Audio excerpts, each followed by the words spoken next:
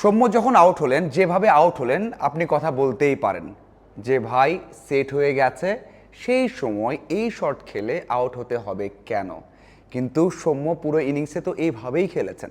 তারপরেও প্রশ্ন আসা স্বাভাবিক যে ক্যারি করতে পারতেন, ইনিংসটা বড় করতে পারতেন, একেবারে জয়ের কাছে যেতে পারতেন বা জয় নিয়েও আসতে পারতেন। সৌম্য আউট হয়ে গেছেন, তারপরেও ইনিংসটা কি ছোট ছিল? আমরা কি কোনোভাবে এই ইনিংসকে ছোট করতে পারি? আমার মনে হয় একেবারে না।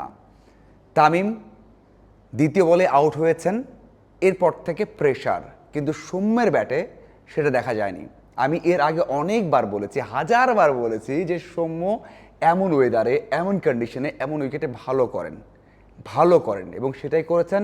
দেখুন কি হয়, একটা উইকেট যাওয়ার পরে যদি স্লো হয়ে যায় রান, তাহলে দল প্রেশারে পড়ে। যখন আপনি দ্রুত রান করছেন তখন আপনার প্রেশারটা থাকবে না। সেই কাজটাই করেছেন, একেবারে নিজের মতো খেলেছেন, দলের উপর কোনো প্রেশার আসতে দেননি। আউট হলেও হতে পারতেন, কিন্তু সেই রিস্কটা নিয়েছেন, নিয়ে রান করেছেন। 47 বলে 42, 5টা 4, 2টা ছক্কা। মানে এখানে যদি কোনোভাবে 70 বলেও 40 করতো, আমি রাগ করতাম না, এখানে ওই হিসাবটা আসতো না। কারণ ভাই রান তো কম, 192 রান করতে হবে 41 ওভারে। মানে আপনি দুইটা বিগ ওভার খেলবেন, ম্যাচ জিতে যাবেন শেষের দিকে এসে। সেখানে আপনি যদি স্ট্রাইক রেট 70, 80, 65, 67 রাখেন, শুরুর দিকে ইনিশিয়ালি আপনি কষ্ট পাবেন না, রাগ করবেন না। কিন্তু সমস্যায় কাজ করেননি, কোনো প্রেশার দেননি, দারুণ খেলেছেন। দেখুন, আপনি যদি দেখেন যে অস্ট্রেলিয়া যে দলটা এসেছে, এখানে দুইজন সেরা বোলার, মানে এক্সপিরিয়েন্সের দিক দিয়ে, সবচেয়ে ম্যাচ খেলার দিক দিয়ে এবং রিসেন্ট পাস্টে যত ম্যাচ খেলছে অস্ট্রেলিয়া, সেই ম্যাচগুলোতে সবচেয়ে বড় অবদান যাদের, সেই দুজন এলিস এবং জ্যাম্পা, দুজনকে যে ছক্কা হাঁকিয়েছেন, সেটা আপনি দেখলে অবাক হয়ে যাবেন। মানে আপনি বলবেন হ্যাঁ এটাই সৌম্য, এটাই সৌম্য। আর এই জন্যই আমি এতবার কথা বলেছি। দেখুন, যদি ডাক মারতো, খারাপ করতো, তারপরেও আমি বলতাম খারাপ করেছে, কিন্তু প্রক্রিয়া ওটাই। সৌম্যকে তো নষ্ট করার প্রশ্ন আসে না, বা যেভাবে রাখা হচ্ছিল এটা নষ্ট করা হচ্ছিল। আপনি সুযোগ দিবেন, টানা সুযোগ দিবেন, খারাপ করলে আপনি তাকে রাখবেন না। কিন্তু আমি এর প্রশ্ন তুলেছিলাম যে ম্যানেজমেন্ট কি করছে, বা সৌম্যের সাথে মিরাজের সমস্যা আছে নাকি। তাছাড়া আপনি 45, 91, 18 8 করার পর কেন বাদ পড়বেন? অন্যদিকে যে প্লেয়ারটা ছিলেন সাইফ, আমি বলছি না তাকে একদম সেটআপের বাইরে দিতে হবে, তাকেও রাখতে হবে। সাইফ তো 4 ম্যাচে ভালো করেননি, 0-8, লাস্ট ম্যাচে খারাপ করেছেন, এমন করেছেন।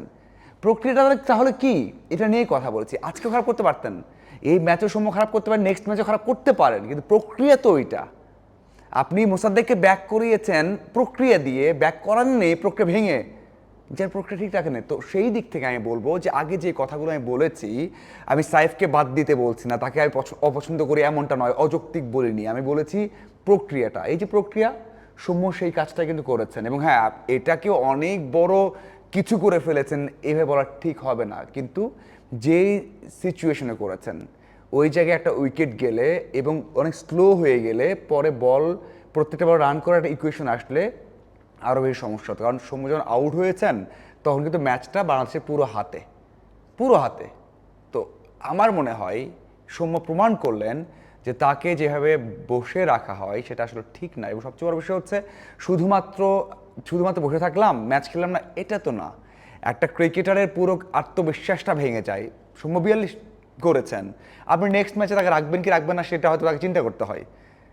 হয়তো বা নেক্সট ম্যাচে কম করলেন, রান বেশি করতে পারলেন না, 10, 12, 7 ডাক কিছু করলেন, আপনি পরের সিরিজে ফার্স্ট ম্যাচে বাদ দিয়ে দিবেন জিম্বাবুয়ের সাথে, সেখানে তো সৌম্য ভালো করতে পারেন। তো এই বিষয়গুলো আসে আমার মনে হয়। আমি প্রক্রিয়া সবসময় মানি, প্রক্রিয়াটা খুবই জরুরি। এবং আমি আশা করি এই যে মোসাদ্দেক একটা প্রক্রিয়া ধাক্কা দিয়েছে, যে প্রক্রিয়াটা কি, অন্যদিকে সৌম্য সে ধাক্কাটা দিল আমার মনে হয় দারুণ ইনিংস ছিল।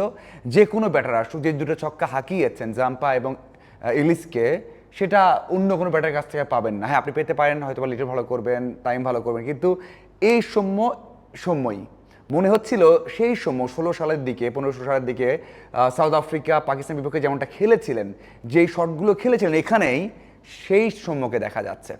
অনেক দিন পার হয়ে গেছে, সৌম্য কতদিন ধারাবাহিক থাকতে পারেন, নেক্সট ম্যাচে কেমন করেন সেই সব দেখব। যদি খারাপ করেন, টানা খারাপ করেন, বাদ পড়বেন স্বাভাবিক। কিন্তু এই ইনিংসটা 42 রানের ইনিংসটা আপনাকে বলতেই হবে, এই ইনিংসটাও চাপের মুহূর্তে যে সময় খেলেছেন দারুণ একটা ইনিংস। আপনারা কি মনে হয় অবশ্যই জানাবেন। ধন্যবাদ সবাইকে।